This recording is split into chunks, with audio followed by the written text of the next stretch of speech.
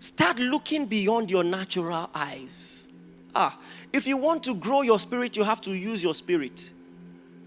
Start looking beyond your natural eyes.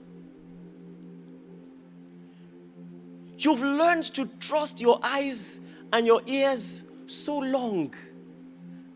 And that's good, but it can be an affront to the school of the Spirit. Start trusting the Spirit. Listen, now, in any business deal or any relationship you want to enter, even if it looks good to your eyes, still pray.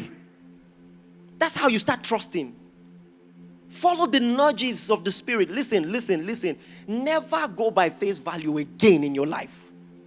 And so when the prophet goes to anoint someone in David's house and he sees Eliab with the broad chest, he meets the description physically, because all of us have a picture in our mind of who the king should look like.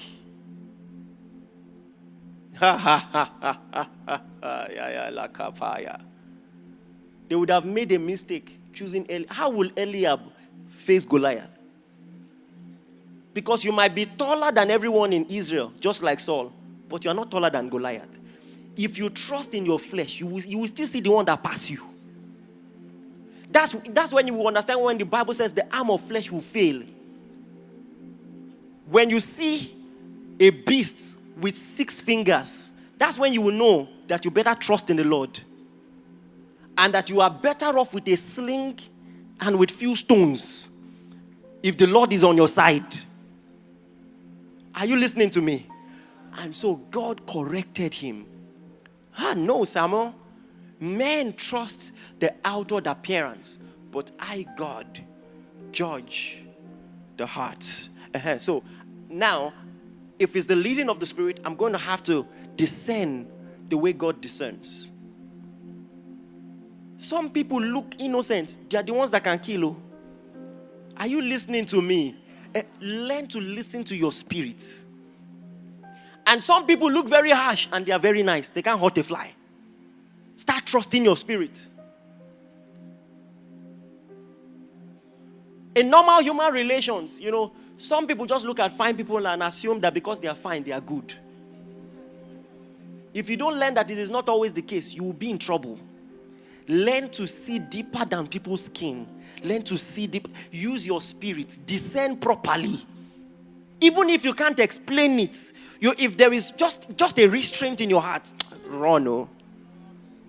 Turn your back and go. Please, are you listening to this? So, when you are choosing a spouse, feel free to choose, what you like. God is not against that. But I hope that you will not ignore obvious promptings from your spirit. Because men look on the outward, but I, the Lord, looks on the heart. So let me tell you something. When I was training myself, to pick things prophetically, I had to learn to see beyond people. Because sometimes the Lord will give you an information, you look at the person, no, this one, it can't be now, I'm wrong. I remember the time, we were supposed to pray for a lady, cast out demons out of her. When we entered the room, her hair was tied like this, and she was singing worship song, waiting for us. He's a great provider. In my mind, I was like, are we not wasting our time? Can this one?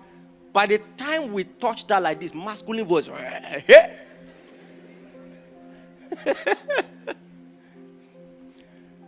Judge with your spirit. Come on, are you with me? Don't marry a monster, a fine-looking monster. Judge with your spirit.